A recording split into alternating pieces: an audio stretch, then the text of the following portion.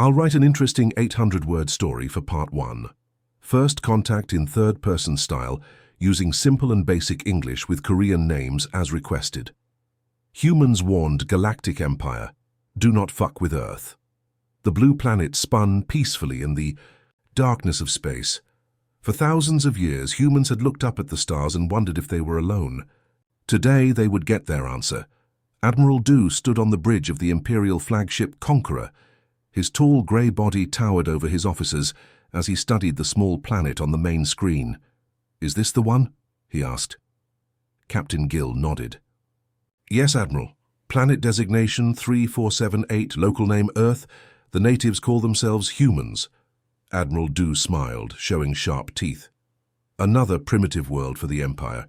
Prepare the scouts." On Earth, it was a normal Tuesday morning. In Seoul, Professor Won sat in her laboratory, analyzing strange signals from space. For weeks, these signals had grown stronger. Something was coming closer. "Professor, look at this," her assistant Yun called out, pointing at the computer screen. The signal pattern had changed. Professor Won's eyes widened. "Call the President now." Within hours, strange objects appeared in Earth's skies. They moved in ways that defied physics. News channels worldwide broadcast images of the metallic disks hovering over major cities. In Washington, D.C., President Bok called an emergency meeting. World leaders gathered in a secure room deep under the White House. "What do we know?" asked. President Bok. General Sim stood up. "The objects are in perfect formation. They show advanced technology far beyond ours. We believe they are scanning our defenses." "And our weapons?" asked the Russian president. "Useless against them," General Sim replied honestly.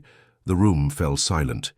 Humanity had reached the stars recently, with small colonies on Mars and the Moon.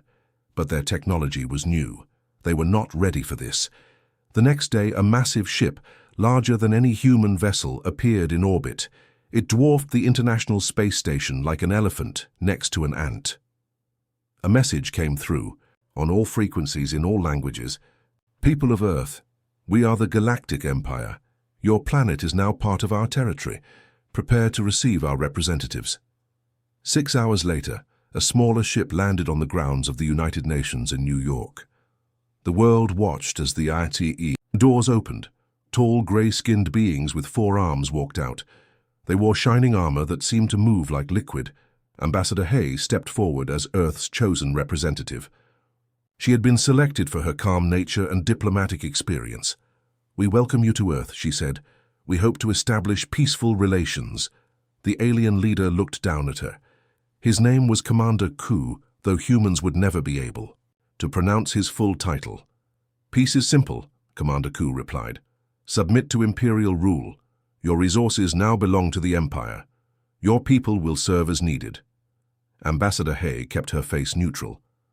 "Perhaps we should discuss terms that benefit both our peoples." Commander Ku laughed. "There are no terms. The Empire takes what it wants. You have no choice." Around the world, people watched the exchange on their screens. Fear spread, but so did anger. In a military base in South Korea, Colonel Joe watched with narrowed eyes. His unit had been fighting in border conflicts for years. He knew an invasion when he saw one. "Get me the defense minister," he ordered.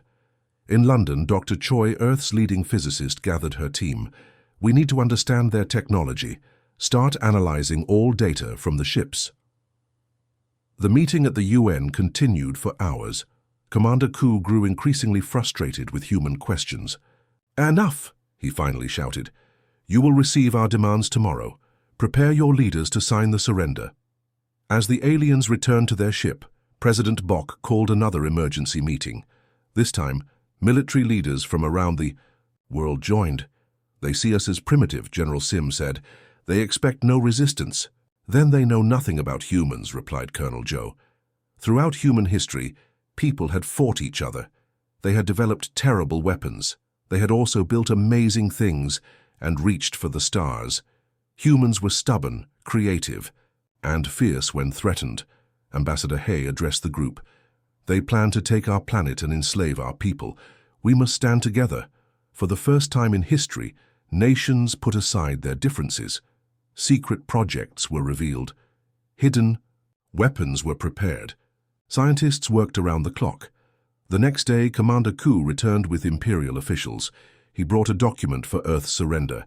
Ambassador Hai met them with a calm smile. Behind her stood leaders from every major nation. Their message was simple. "Earth is our home," she said. "We will not surrender it. If you want peace, we offer friendship. If you want war," she paused, "we must warn you. Humans protect what is ours." Commander Ku laughed. "Your primitive weapons cannot harm us." "Perhaps," President Bok said quietly.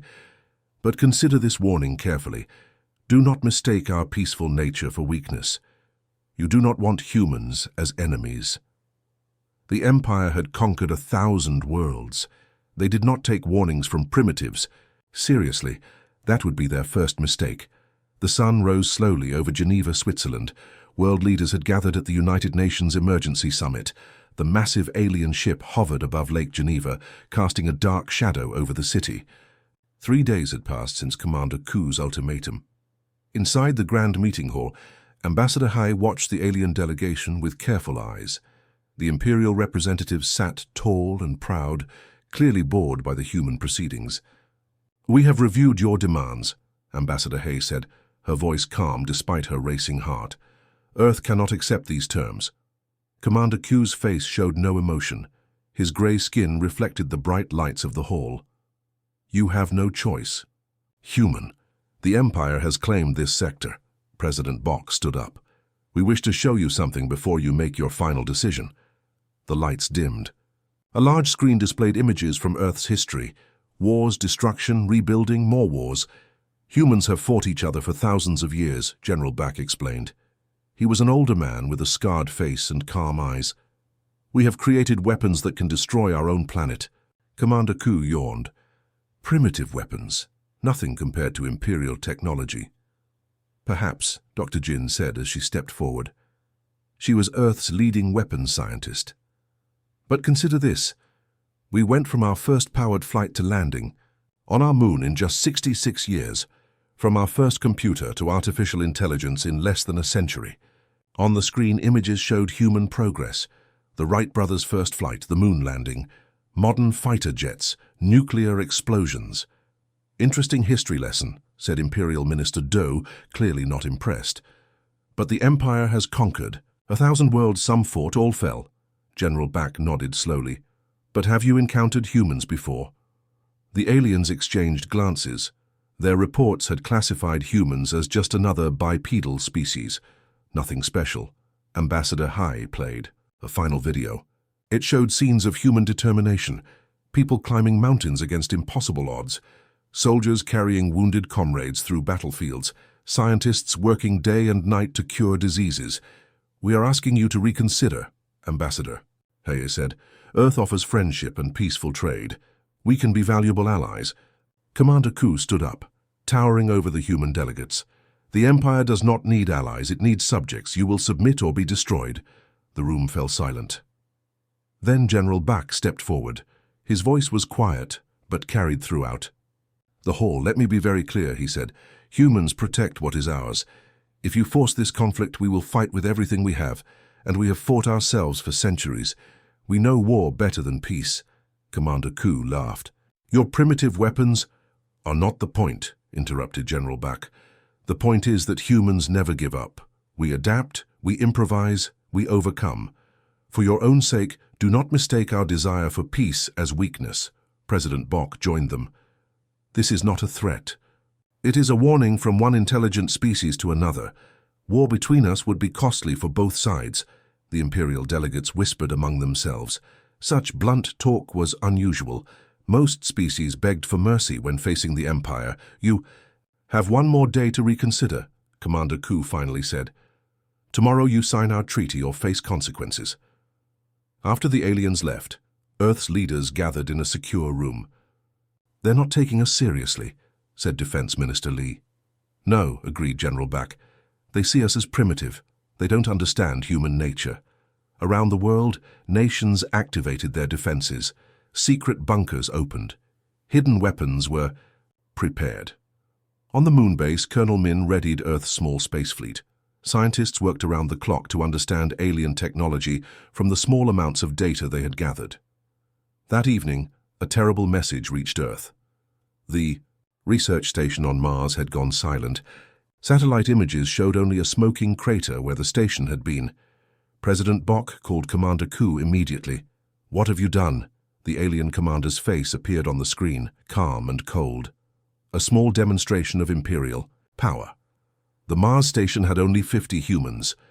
Tomorrow it could be a city of millions. Choose wisely. After the call ended, President Bok looked at her advisors. Their faces showed anger, fear, and determination. "They've made their choice," she said quietly. "Activate Defense Plan Omega." Across Earth, military units moved into position. Civilians headed to shelter areas. The planet prepared for war.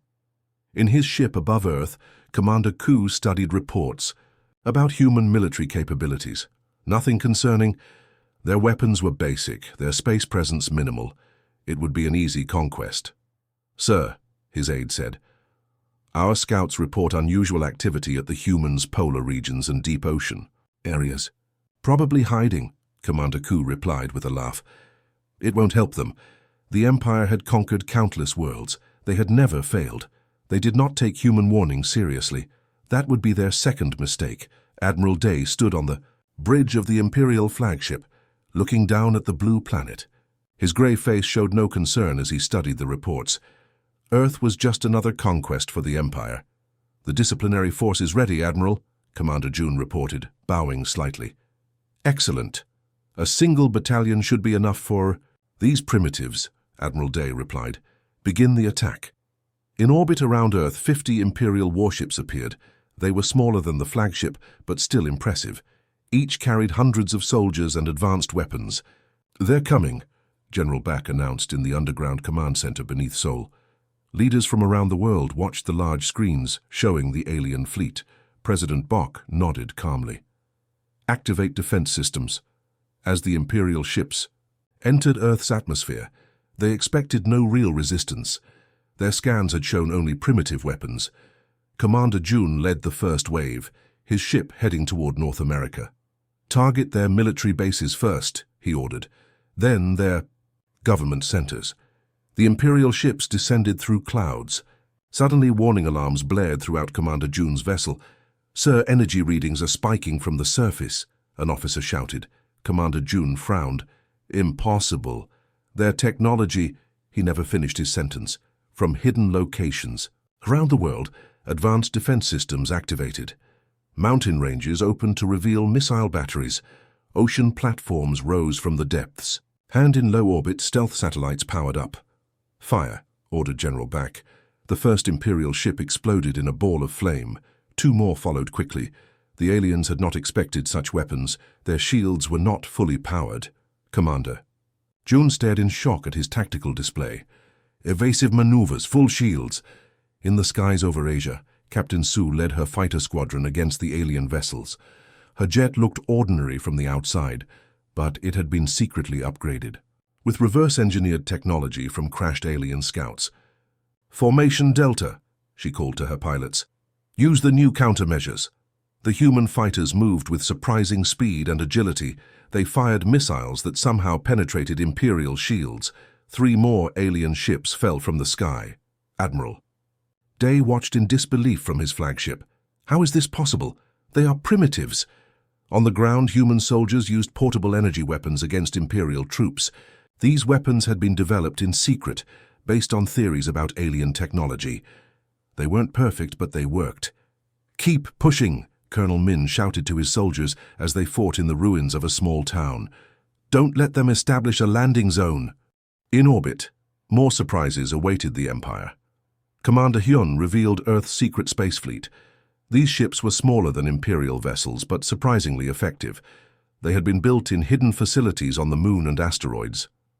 "Target their engines," Commander Hyun ordered. "Use the pulse weapons." The Imperial forces had expected an easy victory. Instead, they faced determined resistance with unexpected technology.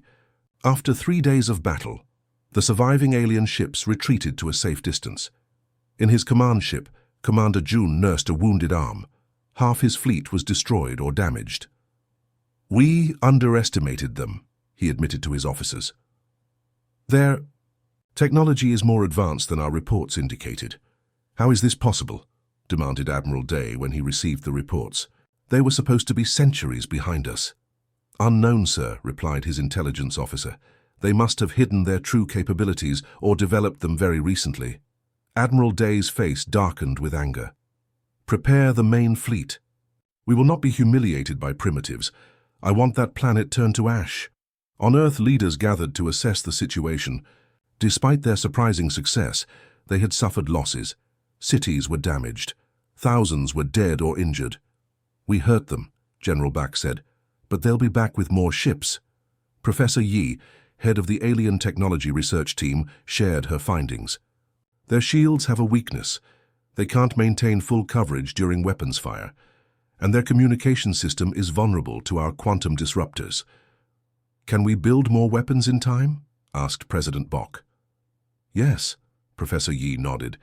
And we've captured some of their technology intact. We're learning quickly.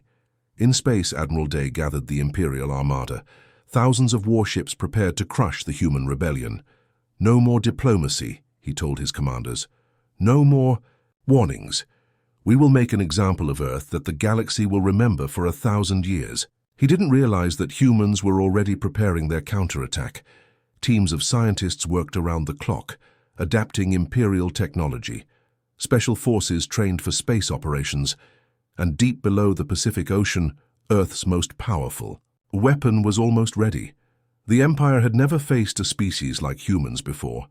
They had never encountered such determination, such adaptability, such willingness to fight against impossible odds. That would be their greatest miscalculation. The Imperial Armada gathered in deep space. Thousands of warships formed a dark cloud against the stars. Admiral Day stood on the command deck of his flagship, watching the fleet prepare for the assault on Earth. The humans will pay for their resistance, he told his officers. No mercy, this time. The main attack force consisted of 500 warships, each carrying thousands of soldiers. Support vessels carried planet-bombing weapons. This force had crushed countless civilizations. Earth would be no different. Begin the approach, Admiral Day ordered. Full battle formation. On Earth, Director Kang of the United Defense Force studied the tactical displays. The alien fleet was massive, far larger than anything humans had faced before. They're coming in force, she told the assembled leaders in the underground command center. The room was carved deep into a mountain, safe from orbital strikes. President. Bok looked at the display with steady eyes. Are we ready? General Back nodded. As ready as we can be, our scientists have been working non-stop. Professor Yi stepped forward. She had dark circles under her eyes from weeks without proper sleep. We've analyzed their technology from the captured ships. They rely heavily on quantum communication networks for coordinated attacks. Then we target those first, General. Back decided. The War Council reviewed Earth's defense plan one final time. It was daring, perhaps even foolish, but humans had always excelled at the impossible. As the Imperial fleet approached the solar system, they detected no resistance. Their long-range scans showed Earth's small fleet hiding behind the moon. Pathetic, Admiral Day said with a smile. They cower in fear. What the Imperial scans didn't detect were the stealth ships waiting in the asteroid belt. Commander Hyun led this special force, his vessels modified with technology that absorbed sensor scans. All ships ready, he reported over the secure channel. Waiting for the signal. The main Imperial fleet entered the solar system confidently. They passed Mars, its research station now just a crater. Admiral Day ordered scout ships ahead to clear the path. That's when Earth launched its first surprise. Hidden bases on Mars. Moons activated. Missile platforms unleashed a barrage that caught the scout ships unprepared. At the same time, stealth fighters appeared from hiding places throughout the system. What is this? Admiral Day demanded, as reports of attacks flooded. And the Imperial fleet's neat formation broke, as ships turned to face threats coming from multiple directions. This was not how primitives fought. This was coordinated strategic warfare. Lieutenant Jin led her Special Forces team on the most daring mission. Their stealth ship approached the Imperial command vessel under cover of the battle. Remember the plan? she told her team as they prepared their equipment. "We get in, plant the device, and get out." Using captured Imperial codes, they docked with the massive flagship. Wearing armor reverse-engineered from alien technology, they fought their way through the corridors. "For Earth!" her team shouted. As they pushed forward. Meanwhile, Commander Hyun's fleet struck from behind. His ships targeted Imperial supply vessels and communication relays. Without these, the coordinated Imperial attack began to falter. On Earth, Professor Yi activated the quantum disruptors. These devices, built based on stolen Imperial technology, interfered with the aliens' communication networks. Suddenly, Imperial ships couldn't coordinate their attacks. Admiral Day watched in growing fury as his perfect battle plan fell apart. "How are they doing this? They're just humans!" The battle raged throughout the solar system. Imperial forces still outnumbered humans, but they were fighting an enemy that didn't behave as expected. Humans used asteroids as cover. They employed hit-and-run tactics. They sacrificed positions to gain advantages elsewhere. In the flagship, Lieutenant Jin's team reached the central computer core. They fought off guards and planted the special device Professor Yi had created. "Device active," Lieutenant Jin reported before her team retreated to their ship. The device began uploading a virus into the Imperial network. Ship after ship lost control of weapons and shields as the virus spread. Admiral Day slammed his fist on the command console. "Impossible! These primitives cannot defeat the Empire." The Emperor himself, watching from the Imperial homeworld, was furious at the unexpected resistance. He sent a direct message to Admiral Day. "I will not be defied by primitives. Destroy them at any cost." Admiral Day ordered his remaining ships to press the attack. They would overwhelm Earth with sheer numbers, even if many ships were lost.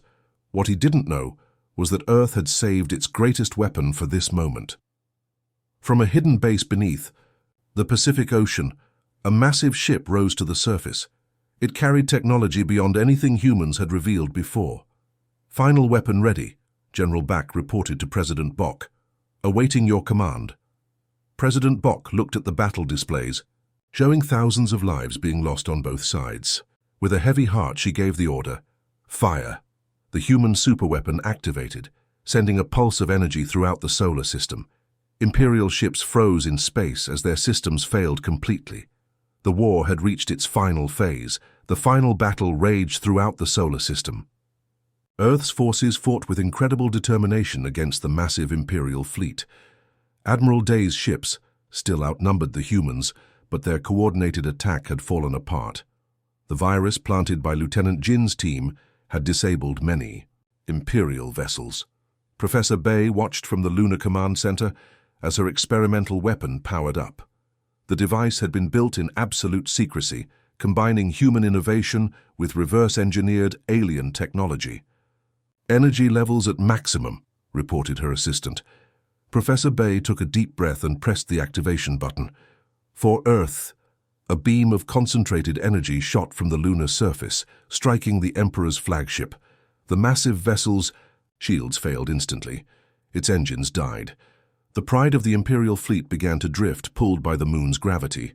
"Direct hit!" Professor Bay shouted, her usual calm forgotten in the moment of victory. The Emperor's flagship crashed onto the lunar surface, creating a new crater. Imperial forces across the system froze in shock. Their mighty Emperor, believed to be untouchable, was now stranded on a primitive moon. In the ruins of the crashed flagship, Emperor Tay pushed aside debris. His royal guards formed a protective circle around him. Through the torn hull, he could see the blue earth hanging in the black sky. "Impossible," he whispered.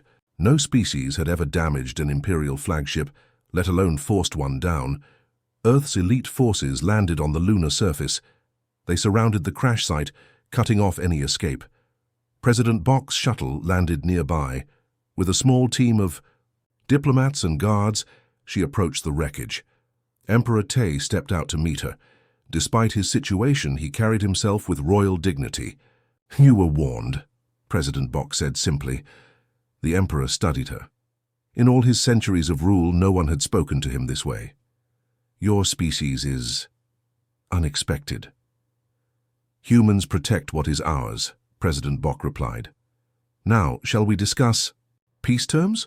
For the first time in its 10,000-year history, the Galactic Empire signed a treaty it had not dictated. The agreement recognized Earth as a sovereign power.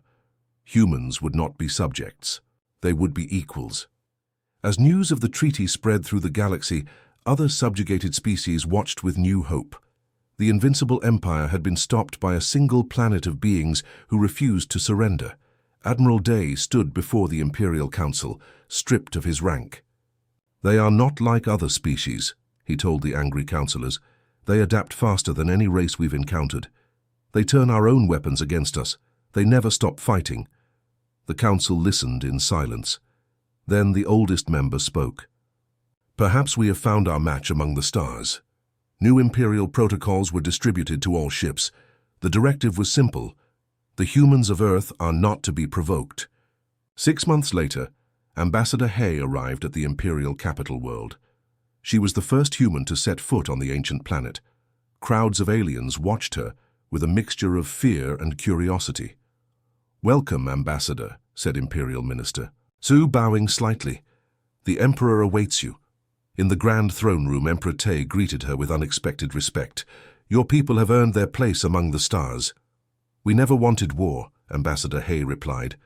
"We only defended our home." "A quality we have learned to respect," the Emperor admitted. "Perhaps we have much to learn from each other." On Earth, Colonel Min watched the ceremony on a viewscreen. His arm was still healing from the final battle. "Do you think they'll keep the peace?" he asked General Back. The old general smiled. "They will. They know what happens when they don't." In deep space, human ships began exploring beyond the solar system. They carried weapons, but also offers of trade and alliance. Other species, long oppressed by the Empire, reached out to these newcomers, who had done the impossible. Professor Yi continued studying alien technology. "With what we've learned," she told President Bok, "we can build ships that will reach the galaxy's edge within a decade."